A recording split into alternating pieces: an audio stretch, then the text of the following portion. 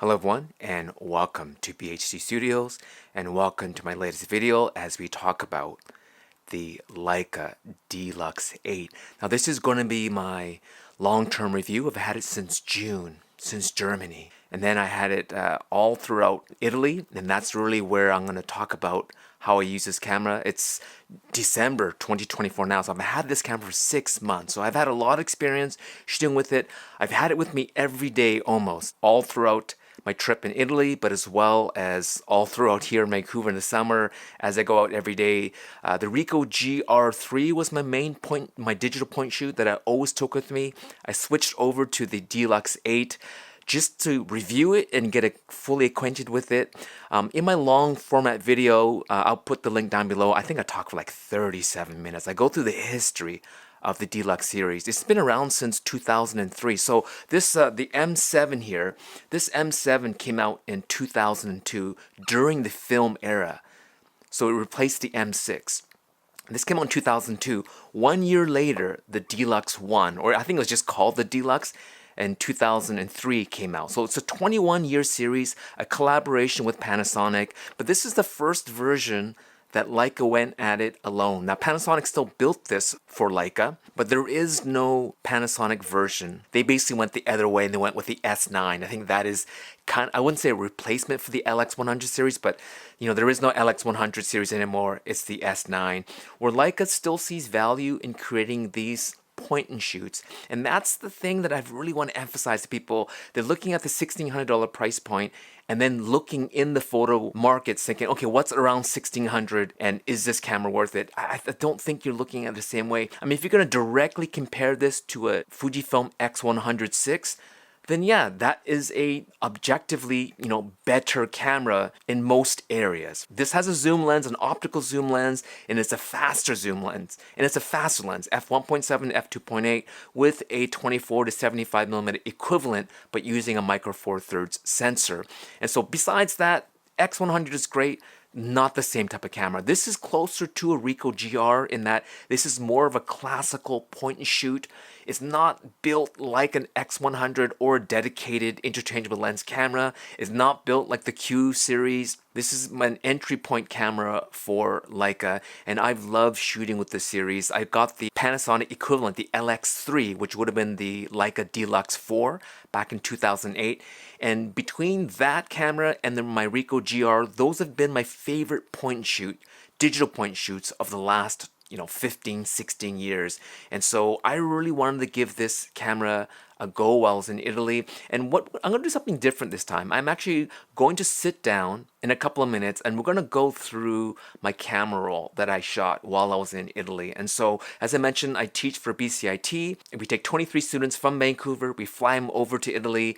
We have company visits. We have cultural visits. And then we also have lectures. And so while I'm running around, it's nice to have a little camera like this on my shoulder, around my neck, even while I'm giving lectures. My students do, oh, Take always has this camera on his neck. Well, yeah, because it's not like having something like an SL. I did have the SL with me while I was in Germany, and this was a great camera to have. But when I was moving around, getting on and off buses, going into museums, going into company visits, it was nice to have something light and compact as well as a zoom. Now, Leica also did send me the M11P with a 35 apochromatic that you've seen me shooting with, and I do have a long-term review as well. So I had those two cameras, very different. M11P for the weekends, prime lens, beautiful M camera. I was able to take awesome photos, but on a day-to-day basis, having something like this around my neck is fantastic. And so just before we go to look at the pictures I took with this, my long-term thoughts on this is, as a point and shoot, as a $1,600 camera and not like a $6,500 Q series camera, but as a point and shoot camera in the genre of the point and shoot that's been around, especially with the D-Lux series for over 20 years, this is a great camera. Micro four thirds sensor, which allows this to be reasonably compact. And if this was using an APS-C camera with the same zoom range, then this whole thing will be much bigger. And if you compare this to my M10R, it's quite a bit smaller and significantly lighter. And having a leaf shutter, as we'll see in the photos, makes a big difference. And as well as something like an SL series, again, just a huge difference. I mean, I'm a camera nerd. I don't mind having this around my neck all the time, but having something light and compact like this, and yet it still acts like a full-size camera. Like we talked about in my other video about how it's basically like a baby Q. All the buttons, the interface, the DNG RAW files, and even this menu system. See that? It's nice to be able to actually have the Leica interface. So if you do buy the D-Lux8 and then eventually buy up into a Q3 or an SL series, everything's familiar. And even the way the buttons and everything works, this is a true Leica, but made by their partner Panasonic. And so the first thing you notice is, of course, when you turn it on, this is a 24mm equivalent, and it protrudes quite a bit, but when you do have it off, it is reasonably thin, and it actually does kind of remind me of the 50 Elmar. See, when you're not shooting with it, it's compact, but when you do need it, then you just extend it out like this, and now, okay, it's still not huge, but it protrudes out twice the length when you do stick it out, but then when you don't need it, then you just flatten it. It's under your arm and it's nice and compact. And likewise with the D-Lux8, when you're not shooting with it, having this, and even I just kept the flash on most of the time. And the one accessory that I would highly recommend, and this is what I used while I was in Italy, was to use this official, this is the actual official auto lens cap. There are, I think, Ulanzi or some other brand makes their own version of it, but let's just take this off. So this comes off. There you go. And so it doesn't look as sexy. It'd be kind of cool if they could find a way of putting that Leica. See, like, I mean, it looks kind of cool with that little Leica badge on there, right? But even so, you have it like this, and when you turn it on, you can see what happens, right? It kind of moves out of the way, and then when you close it like this, there you go, it closes. So this is how I used it while I was in Italy, and it worked out perfectly. And so let's go over to my desk. The audio quality will change now because I will be switching over to a different microphone, but let's look at my camera roll while I use this in Italy, and I'll kind of talk through the images, all right? So let's go over there right now. All right, here I am at my desktop here, and this is my Leica D-Lux folder of the images that I took while I was mostly in Italy, but a little bit in Germany. But before I start, just so you know, I do use Flickr as my main cloud service for storing my photographs. Now this is private, meaning like no one has access to it unless I give them access, and I do provide deliverables to, if I have some client work, I will then send them a link which eventually expires, but then they can download the images, or I can set it up where they can just view but they cannot edit.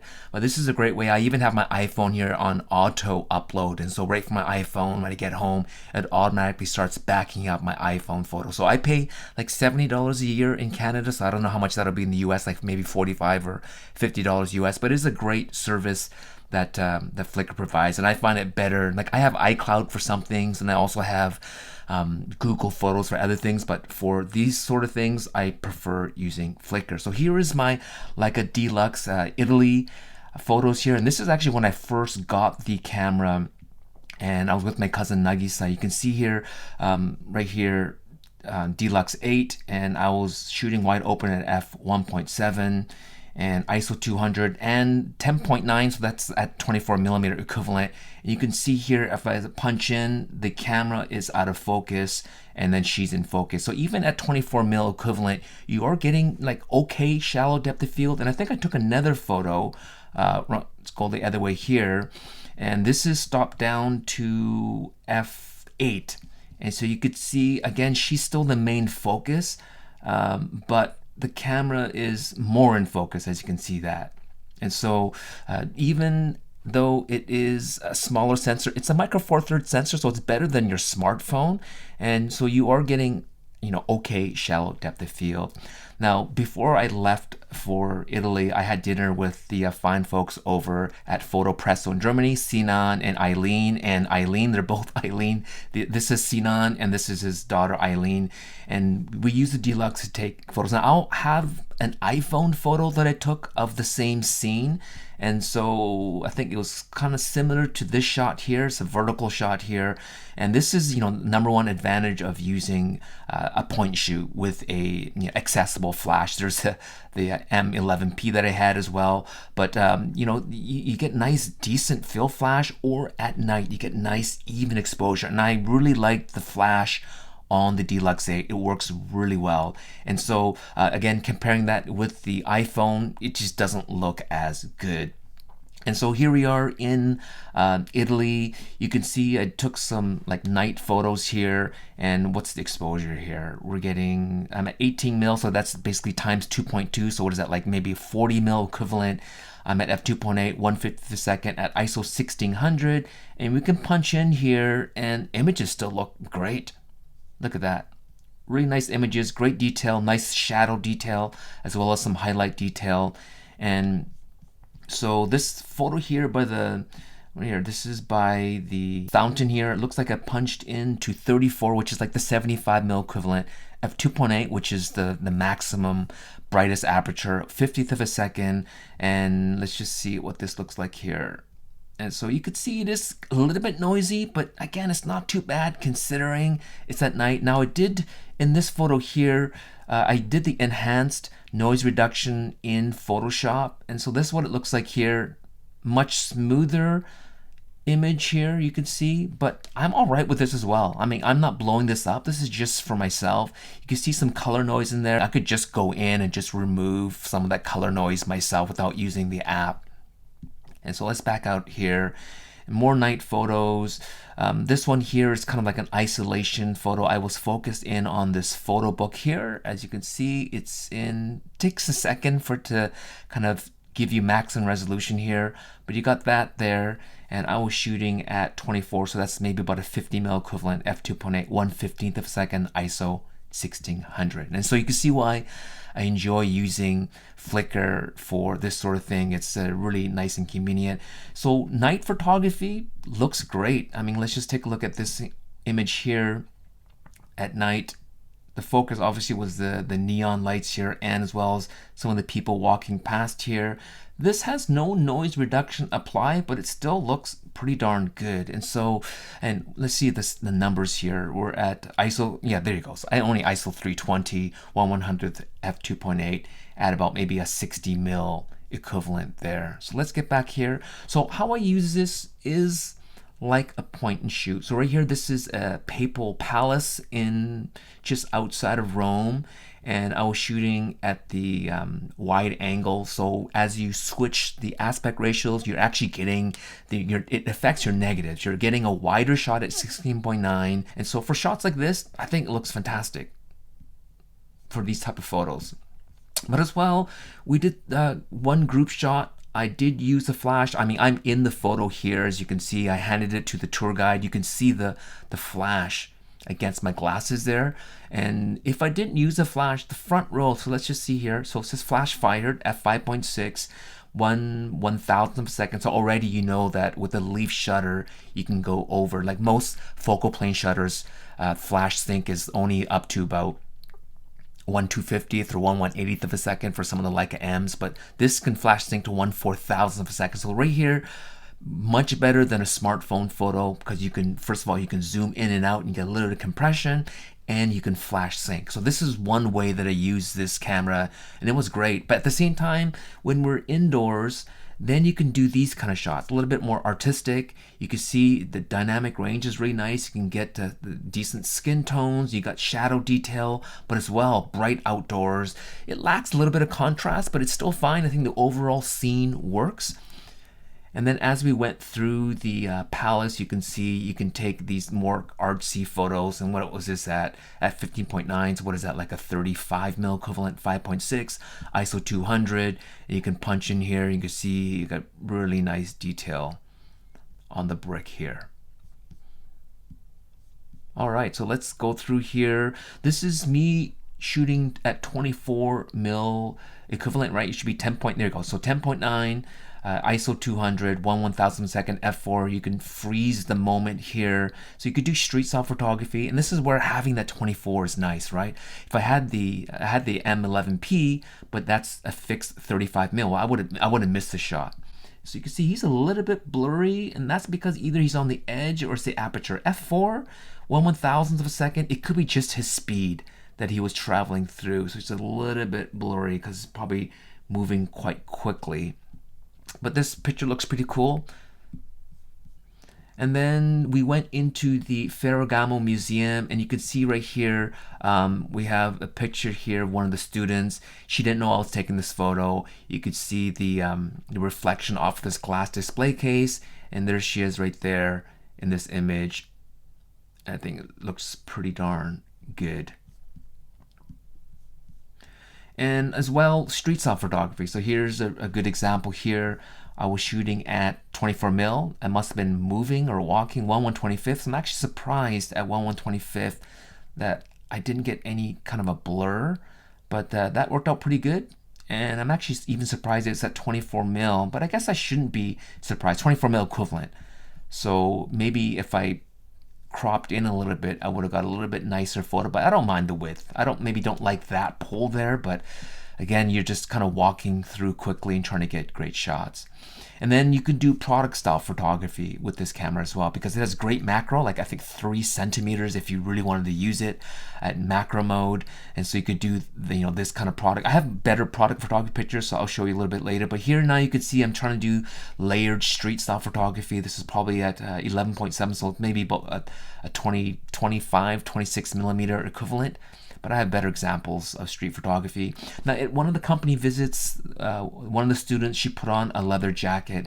And so again, having that zoom on the D-Lux8, so I'm at 34. So pretty much I'm at 75 mil, and I can punch in on the student and take photos like this. And again, with the M11P, I wouldn't be able to do that.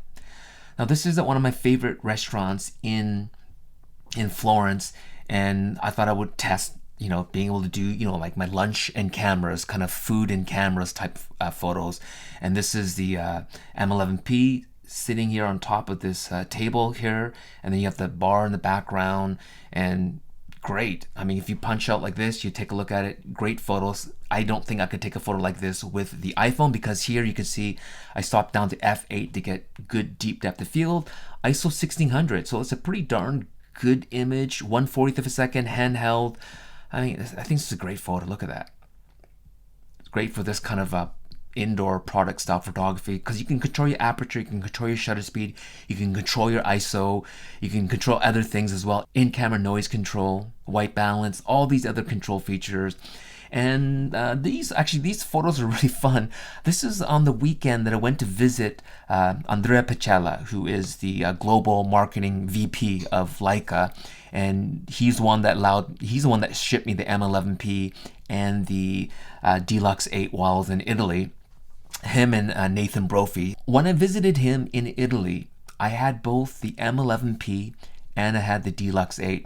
And just a quick funny story, because I didn't take a picture of it here, but maybe I'll insert my iPhone or like a little video. But I thought, he was on vacation, he was in Livorno, and he was going to pick me up at the train station. I thought he would show up in a Ferrari or something fancy, an Alfa Romeo or a Maserati. No, he showed up in a Vespa. Andrea!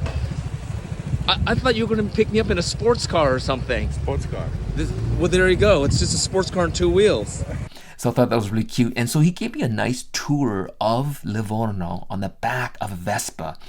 And during that time, I was in the back of the Vespa. Well, what camera did I end up using? Well, I ended up using my D-Lux8, not the M11P. But look at these photos. I just got some really great photos along the beach there of these fishermen.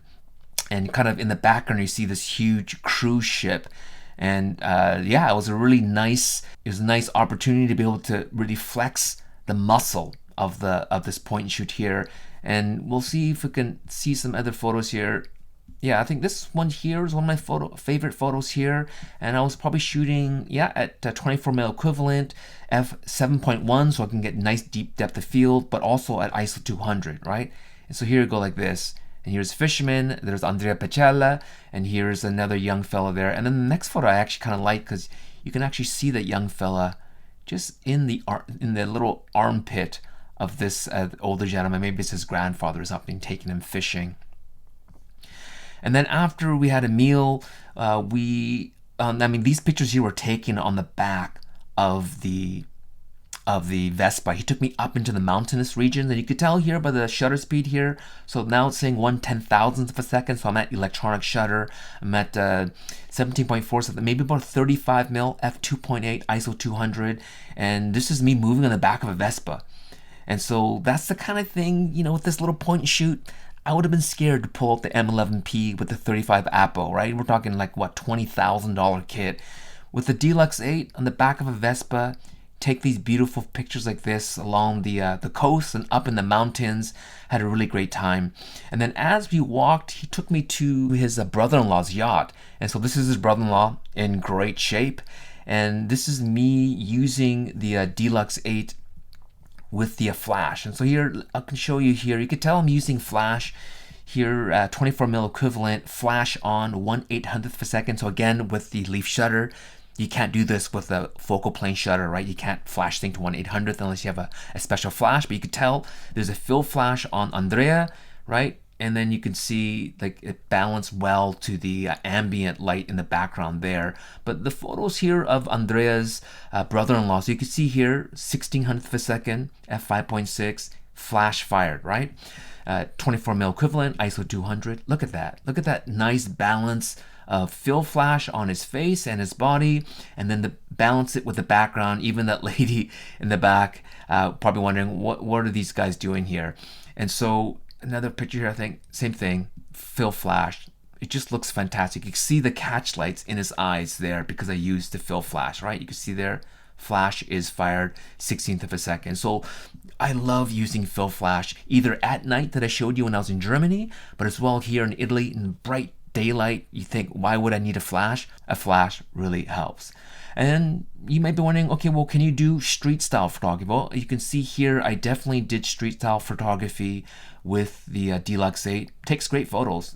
I'm at ISO 640, 1/500th of a second to freeze the action. F4 at about maybe 35 mil equivalent. You can see here, beautiful images. The subject is nice and sharp. You can see here, the background, the wall is really nice. I did have the M11P with the 35, and I might maybe post a photo or two here to compare, but there's no point in comparing because, you know, having in daylight, the image quality in this is fantastic. But also you can remember that with a zoom, the cars were kind of going fast, scooters mostly, but motorcycles, mopeds. And as they're going past quickly, it was safer to stand on the other side of the sidewalk. And because I can punch in and out, it happened to be about a 35 mil equivalent. But in the end, I think there's a shot here where I was shooting a little bit wider. There you go. So here I was shooting at 24 mil, and you could see I thought maybe we need to include that car, but in the end decided, you know, no need to include the car. So I zoomed in without having to step on the street and not get hit by a car, and just basically stood here and watched people walk across here like that. And so I got some really cool pictures here standing across the street, and this is probably my favorite photo right here. Look how cool this photo here is. I have this lady here looking over this way. Her feet are apart, which are nice. Her feet are apart. And that's the thing about timing your street photography is you don't want their feet together. But all three of them happen to have their feet apart, which is kind of what makes this photo work. And that's kind of the chance part of this, right? Because I can't control how their feet are moving. But in general, when people walk, people tend to syncopate. They tend to sink when they walk. And so there's a high chance that I would get the shot. This is my favorite street photo that I took when I was in Florence using the D-Lux8. Ended up looking great. And look at the detail in here, right? Really nice detail in all of the subjects in this image here. And so you could take great street photos. You could take great product photos, architectural. Here, this is a church at night. Oh, actually, it was during the day. I punched into, there you go, 34, so 75 mil equivalent, f2.8, 1/100th of a second, ISO 1600, and there was like a gate, so I was shooting through the gate, but again, with that zoom lens, I can punch in. You know, there isn't that much detail in them, but if you know them, you could tell it's them. But, you know, with the D-Lux8, because it has a zoom, I can pull a shot like this off, right? Where if I had a prime lens, and I'm a 28 shooter, I can't shoot that with a 28. I would just probably just walk away from the shot. And then here's some really cool architectural photos that I took. Look at that. And this was probably punched in, yeah, at 75 mil equivalent. And look at that nice detail in the shadows still, as well as nice control of the highlights. And the sky is still nice and blue. Beautiful image. And again, 75 mil. That's a lens I typically don't carry with me, so you can get great shots like that. Obviously the selfie shot here, but here you can just take a look. There you go, right? And I have that little auto lens cap in there. It doesn't look great, but really convenient when you're constantly opening up the camera, you know, shooting and then closing it. And then this is part of the tour. We got to visit the Ducati factory. Let's just see here. I was shooting at f2.5. Maybe I could have opened up a little bit to make it pop, but image still looks great.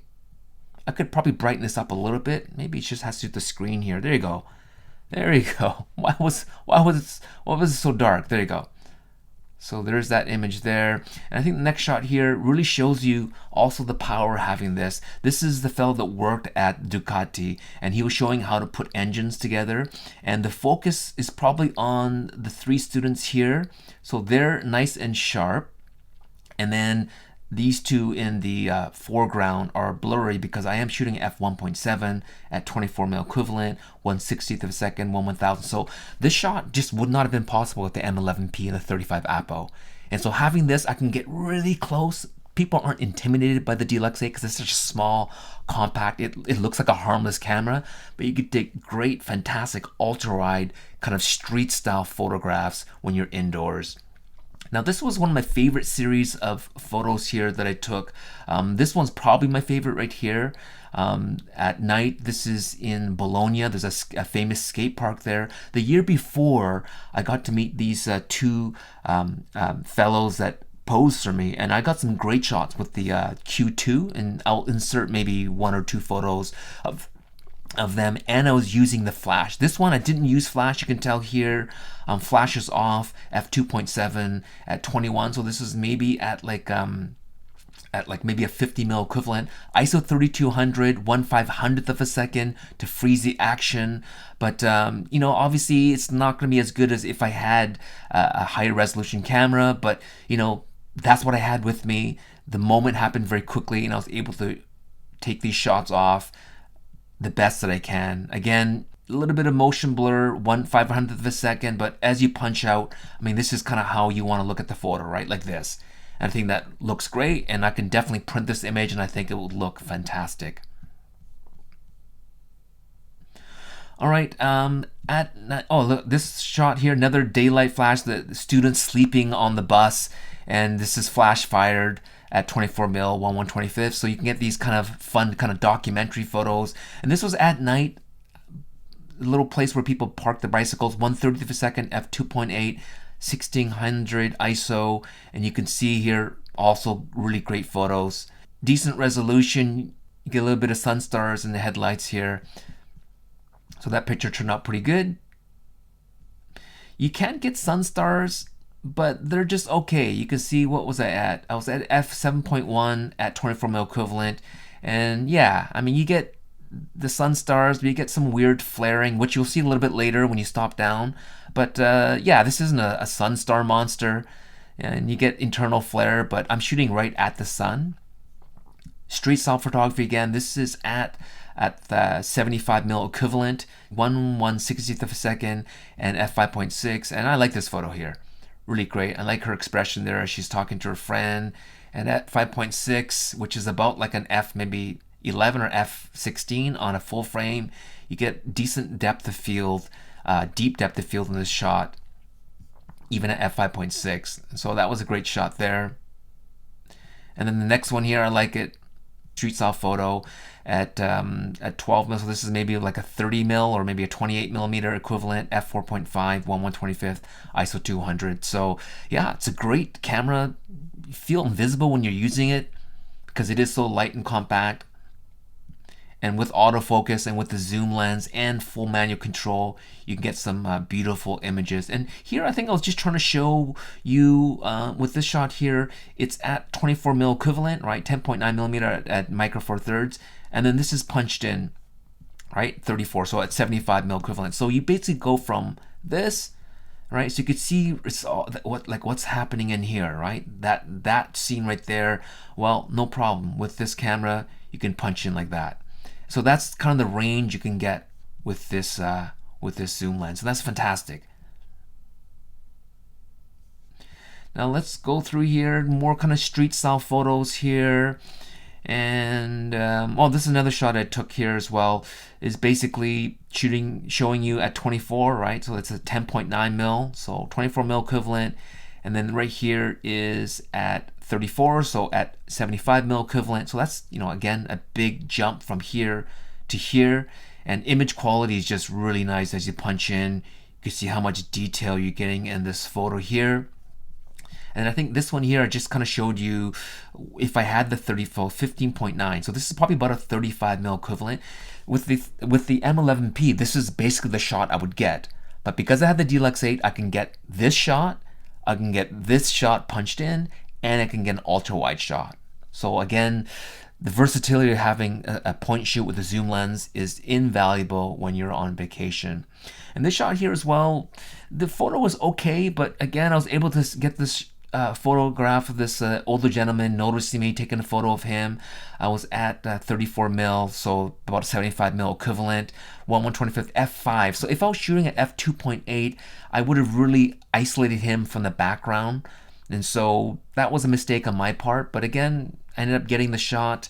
With the M11P, I wouldn't even have attempted to take a photo like that. And then here inside a restaurant, so I think a Hungarian restaurant. Beautiful, look at the colors. Beautiful colors. And I'm not sure if I just punched in on this image. Let me just see here. Yeah, it's the same image. I just cropped it. So this is 4:3 aspect ratio, and this is 60:9. I think it looks better in 60:9. But again, just a really nice photograph. Nice colors. Yeah, let's punch out here. This shot here, I was trying to show, okay, so this is this wall. Again, great tonality in this image here, and it really has that kind of that Leica look on here. But here's like the same wall. I am shooting at ultra wide at 10.9, so 24 mil equivalent, and f1.7. So this is the kind of shallow depth of field you can get even with the ultra wide. So I think that's pretty darn good. Let's back out of here. I did happen to run into the students when I was walking around. And so this was kind of an impromptu shot. And it's like, hey, Take, what are you doing? So I quickly took this photo. And then I got them to pose. I thought I used the flash. I should have used the flash, but I didn't. As you can see, flash does not fire. F4 at 13. So that's like maybe about a 30 millimeter or 28 millimeter, which makes sense because that's about where I typically like to shoot. 1/80th of a second, ISO 400. And this is a nice printable image of the students. F4, he's in focus, they're all in focus in the background. And so another great application of this camera, being able to just do some nice group shots, where with the 35 Apo, not that I couldn't get the shot, but it would have taken a lot more time to set up. This is just point and shoot. And that's where a shot like this I could capture with that point and shoot, because it's again super easy to photograph and ready to shoot right away with the D-Lux8. Now this is at night in Trieste as the sun is going down. I'm zoomed out. I was trying to, what f-stop was that? I was at f11, and the reason I was at f11, and even at f11 you can see I'm at 1/2500th of a second at 75 mil equivalent, right? At 34 millimeter, because I was trying to get the birds flying. I wanted them to be in focus, but I also so I had to get deep depth of field. So f11, so it's like whatever it is, 26 in a full frame. I was trying to get this. There was a Russian oligarch yacht that was seized by the Italian government that was ported in Trieste. And then there's this little boardwalk that goes out into the sea. And then these birds were flying. So you get this beautiful silhouette, but see, you get the light flares. You get this really weird internal flare. I'm okay with it. I could have just as easily used the brush tool in Photoshop and got rid of it, but I wanted to show you, like, that's kind of what basically that's that sun reflecting internally in the lens. But I think this is a beautiful photo. Nicely silhouetted. Again, with the M11P, sure, I could just kind of punch in and do that, but I have this lens has a zoom lens, right? And so it was just better to just zoom in like this with the lens. And you can see I took a whole bunch of different photos while I was there, got birds at different points. This one actually is a nice shot here. I was trying my best not to get anyone on either side of the ship, but this gentleman just took forever to move. So you're trying to compose a perfect photo. You got the internal flare, you got the bird looks perfect. Just he kind of ruined the shot for me, but overall the image looks great. So let's back out of here. And I think maybe this shot here, let me just turn and look here. Maybe this shot here. Maybe this is, yeah, look at that. So I got the bird here. It would have been nice if it didn't cross over the lamp, but again, you know, what can I do? And then you have that flare again, but in the end, I still love this photo, and you could see all the people walking there, nicely silhouetted. You got a little bit of detail on the edge there, not much. You got people sitting along there. Great photo.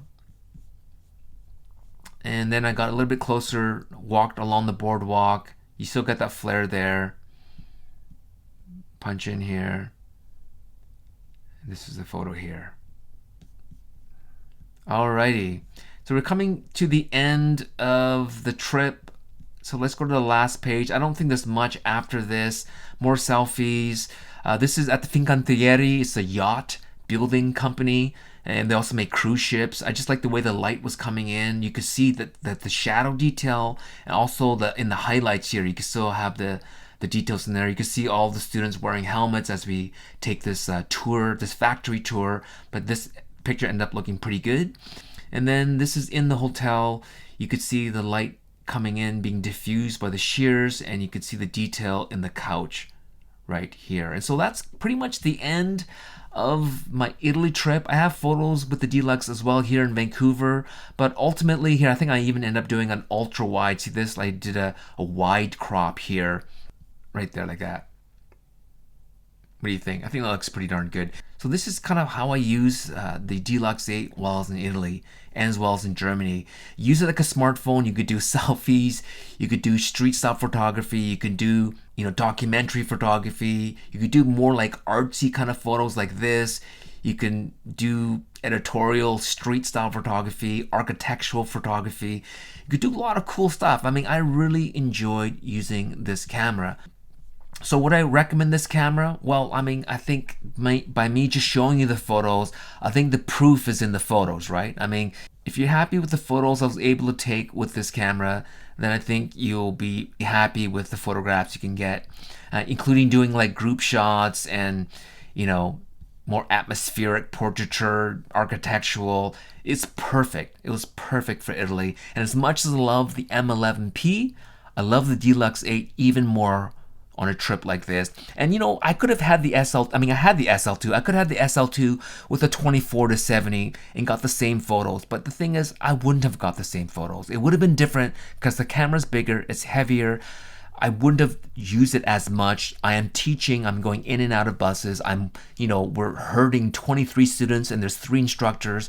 We're going all over the place. So having a small, light, compact point and shoot to be able to pretty much do all styles of photography all in one camera ended up working really great. And so thank you so much, Leica Germany. Thank you, Andrea Pacella. Thank you, Nathan Brophy. And thank you for the rest of the Leica Global team to send this camera for me. I had a great time, great memories using the D-Lux8, great memories of using all my cameras throughout my life. I have a real connection with the cameras that I end up using. And you know, these memories are priceless. And I was able to use the D-Lux8 to be able to capture it. So there are those pundits that say, well, you know, like there's better cameras out there. Well, I mean, better in what sense?